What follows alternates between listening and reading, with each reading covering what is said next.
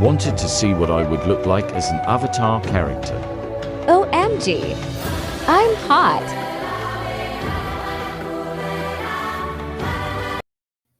Hello, my darlings, and welcome to a brand new episode of Girls Gone Mild. I do apologize for not doing a podcast for the past 2 weeks, but a lot of things have been going on, and a lot of exciting things have been going on. So, um, just with work and with colleagues talking to me about what I should do with my drag abilities.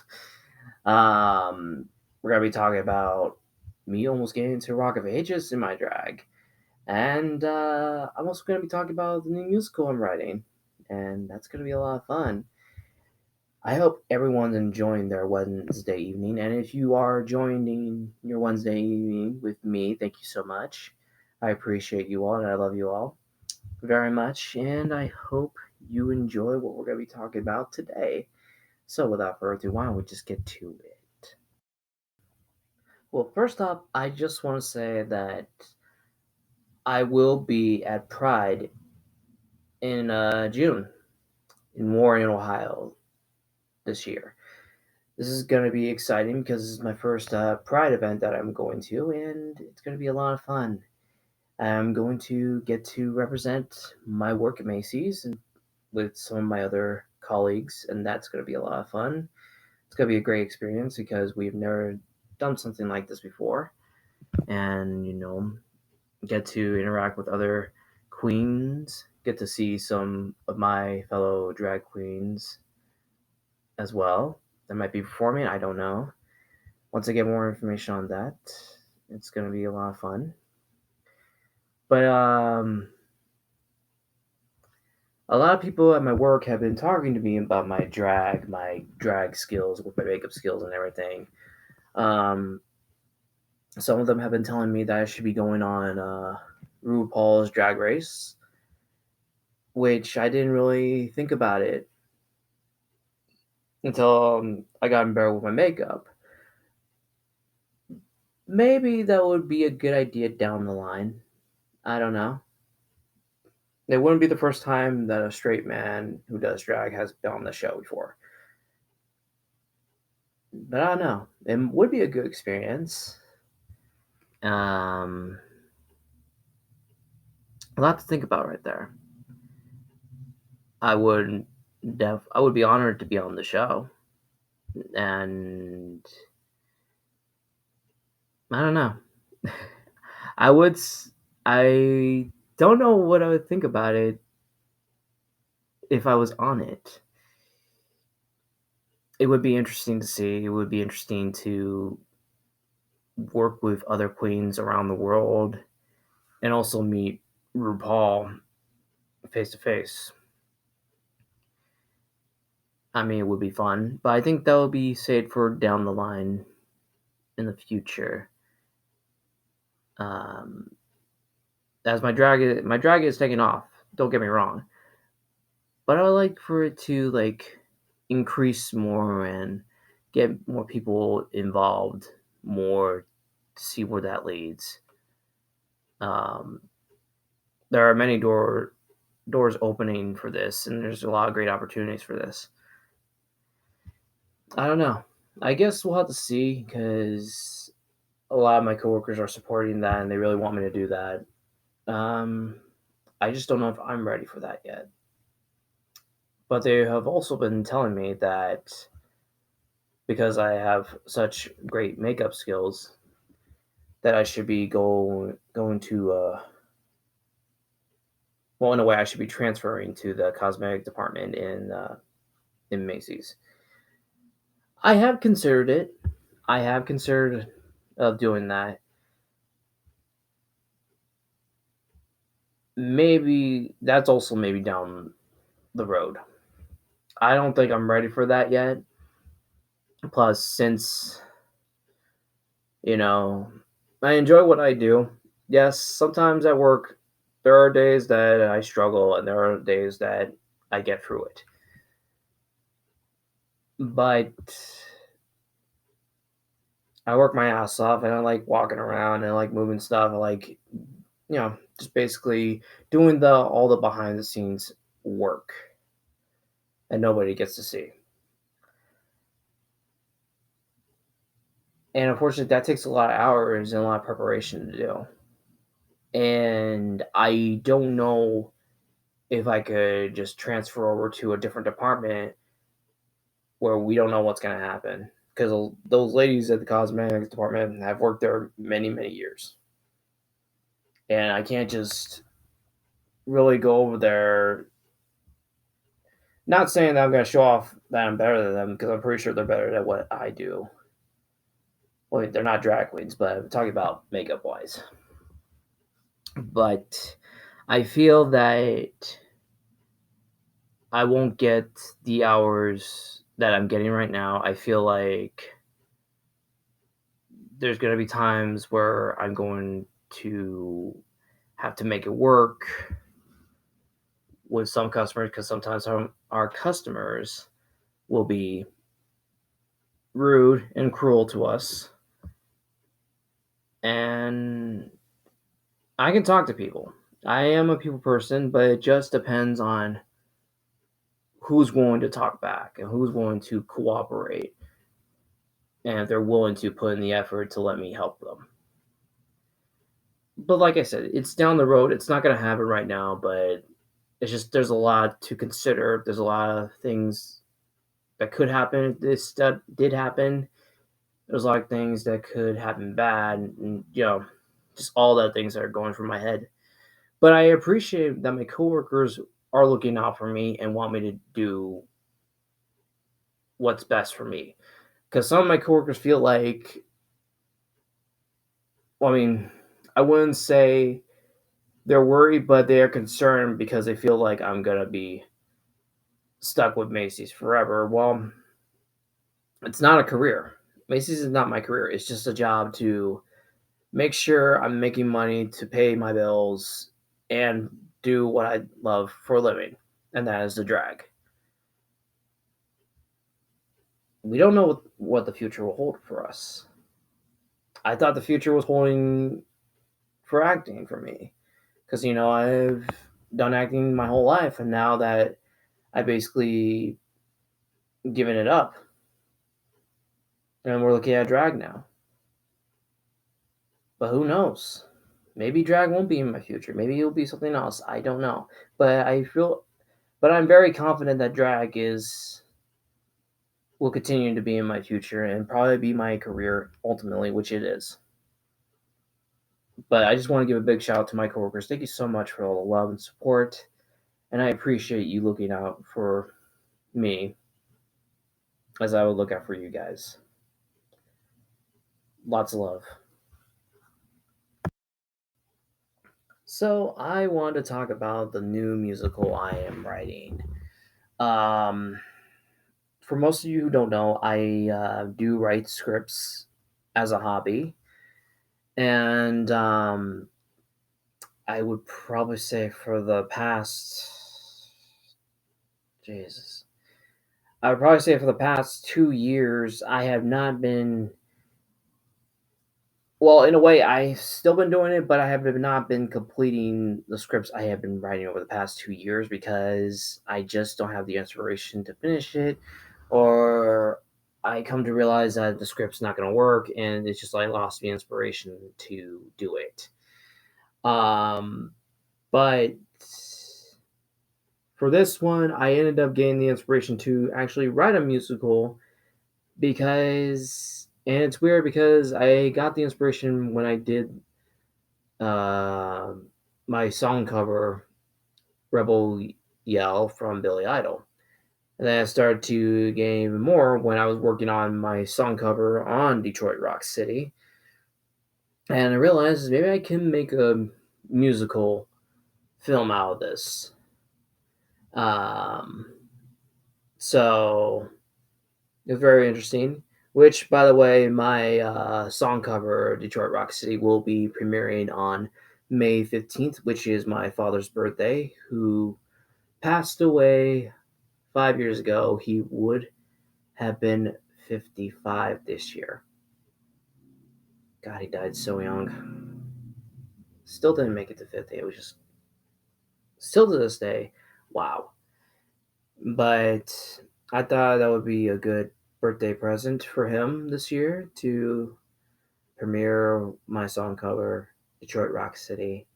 And I even named the musical Detroit Rock City. Now I know some of you who are listening to this thinking, why did I name it when there's already a movie called Detroit Rock City about Kiss?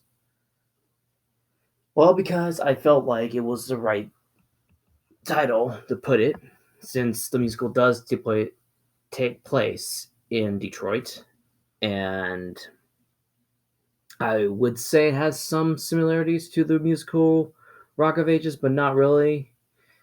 Um, it follows a famous rock and roll band. It actually follows three members, not just one, like Stacey Jackson, Rock of Ages. Um, you do have the love interest in the main characters with the nerd and the church girl. Um, Basically, it takes place. Well, actually, it starts off at the end of the 70s. Then 8 years later, it takes place in the 80s. So the band has been on top for a good 8 years, and their former bass player ended up quitting during that time. So it was just the three of the rock stars in the end. But every time they go do a show, they always have someone to replace their bass player every single time they do a show. But now they're coming back to Detroit, to where it all began, because that's where they were born and raised, and that's where they got their first gig. And it's funny because I'm actually bringing one of my old characters back that I created when I first started writing scripts back in, I believe, God, it's been so long ago. I think I started writing scripts 2010, 2011. I can't remember the exact year, but that's when I started writing scripts. And I created this evil character called Mr. Banks. And I wanted to bring him back because I thought it was appropriate for the character to come back and have his story being told. So in a way, the first script I wrote was called Ballad of the Fools, and it was just a bunch of that was actually inspired by Rock of Ages, but it was a bunch of just artists trying to get their way through the door to get famous, and Mr. Banks was the evil villain trying to ruin everything. Um, so I basically took some of that story to plug it into this new musical I did, because I felt like this was probably the right way to do it to get the story right this time. I felt like when I wrote Battle of the Fools, it was too much similar to Rock of Ages, to the movie version, not the musical version, but the movie version. It was too similar to it, and the more I read, the more I knew that it was becoming a copy of it, but it was just with different people, and it was just a mess. But now, since I gotten better writing, I felt like it's now becoming its own. That Mr. Banks has his own story now. That every character who's in this has their own story. So far, the stuff that I have been writing so far, scene wise, actually is great. I actually, song wise, there's gonna be songs from Kiss. There's gonna be songs from Scorpions. Um, Blue Purple. No, not Blue Purple. Deep Purple. Sorry, Deep Purple. Um, just a lot of other rock and roll bands that I've admired over the years. And it's going to take place in the 80s, which is my favorite era. So I'm excited to be a part of this. And, I'm trying to get my best friend from California, who I think would be the perfect match for Mr. Banks. I always feel he's the perfect way to not only make this part good, but funny as well. Because he's not acting anymore. And if there was ever a time that I can get this produced and made, even if it's just not like a major motion picture, but just like an indie film, I would definitely get my best friend Ryan Joshua Lyle to come back to acting just to do it. And obviously, I would do it too. I would just be the rock star who dresses in drag. But it's going to be exciting. I'm hoping I can actually finish this script.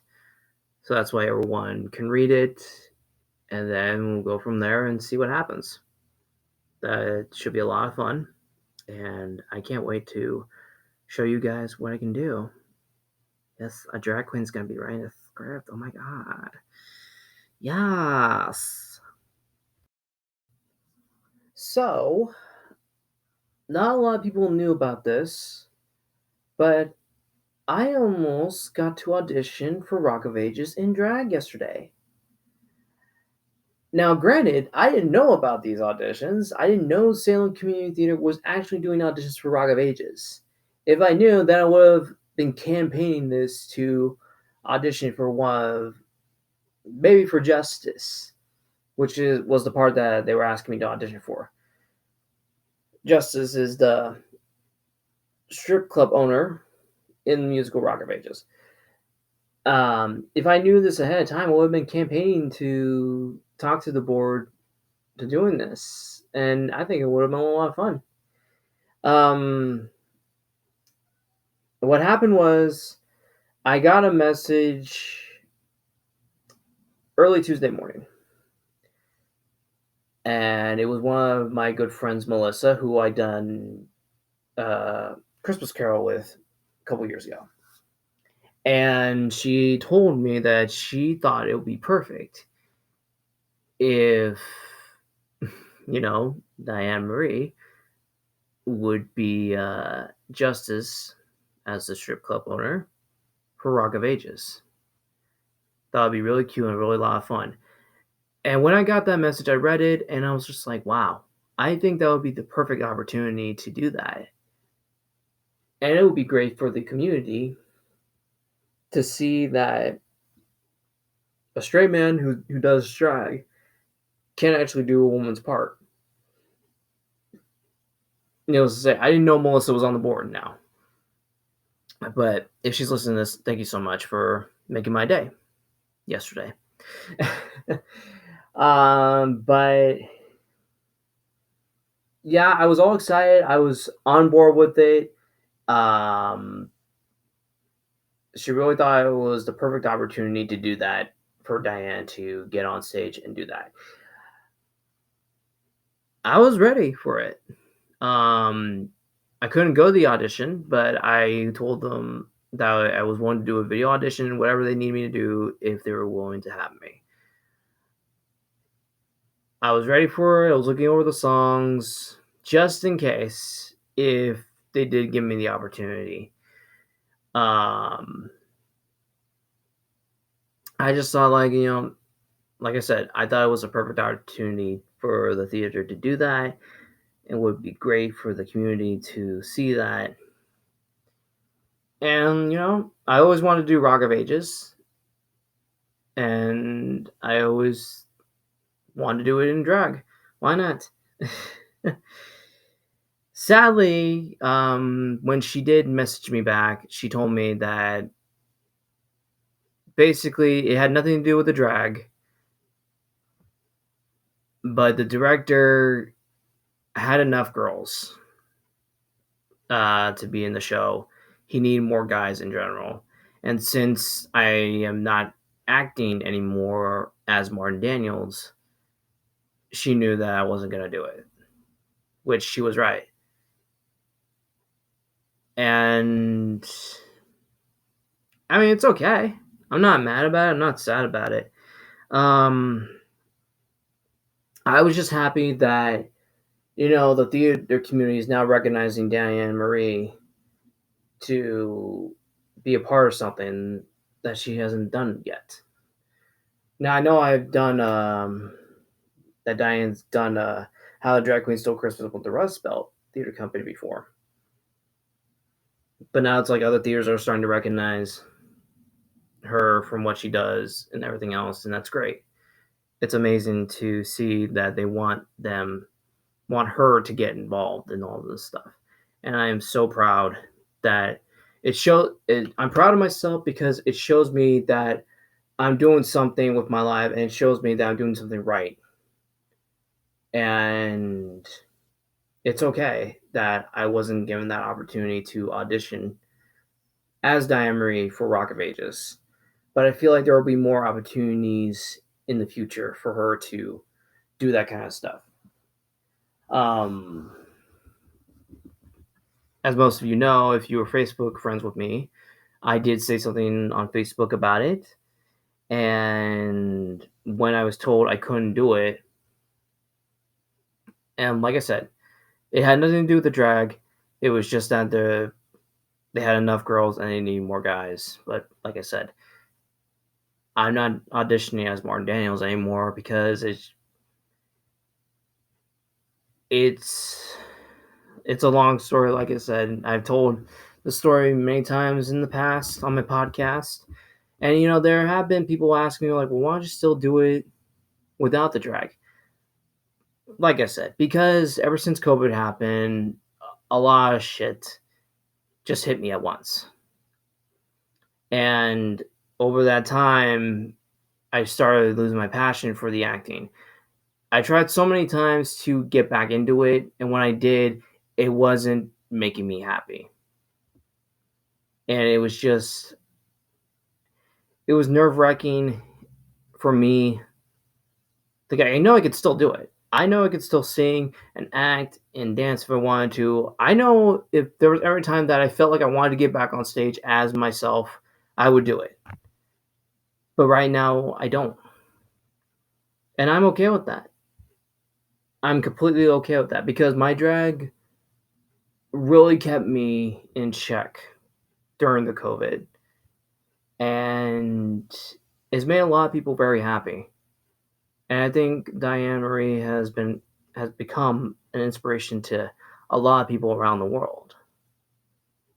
And it shows that a lot of people look up to her because if she didn't inspire or people look up to her, then I wouldn't be getting these messages. I wouldn't be getting these opportunities to, hey, come do this, or hey, come do that, or hey, why don't you do this with us, type thing. It had nothing to do with me being in drag. It just wasn't the right time. And since there hadn't enough girls, it was plain and simple. I couldn't do it. I wish Salem Community Theater nothing but the best, and I do hope they get the people they need for the show. And I hope that turns out to be a great show. I mean, that's that. And I also look at it that there may be some people who would be pissed that if Diane did get the part as Justice, that some people would be pissed that why are you giving a straight man who does drag this part when a woman can do it? When it's made for a woman. I think we'll have to get to that barrier when we get closer in the future. There's nothing wrong with a guy who wants to play a woman play opposite in a way. I know my friend Justin from California, he wanted to do a woman's part in one of the shows before. I think that would have been funny. Girls want to play some guys too on shows as well. There's nothing wrong with that at all. But unfortunately, in our society, in our world today, it's not right. But I didn't get that vibe. from the director. I didn't get that vibe from anybody in the board. It just wasn't the right time. But I support them as they support me, so there's nothing wrong with it, and there's no ill wishes on either side. I was grateful to at least almost get the opportunity, and I would have been ready to do it. It would have been fun, but maybe in the future. Maybe one of the theaters, Youngstown Playhouse, or maybe if Hopewell does it, maybe they'll convince me to come and do it. I don't know. We'll see what happens. But I wish Salem Community Theater nothing but the best, and break a leg, guys. Break a leg.